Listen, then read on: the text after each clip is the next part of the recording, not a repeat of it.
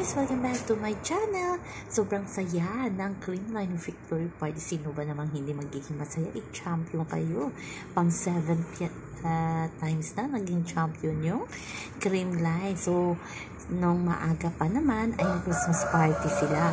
At ayan, pumunta na ng disco. As in, tudo ang sayawa ng ating Ice Cream Girls. Siyempre, sigurado hindi tayo dyan nagpapatalo ang ating Gemma Galanza. Siyempre, laging kasama itong kanyang my love sa si Ella D. So, ayan, makikita nyo dyan sa video. Tudo din yung saya ni Michelle Pumabaw, Alyssa Valdez, at ang lahat ng Team Creamline. Sobrang saya lang nila.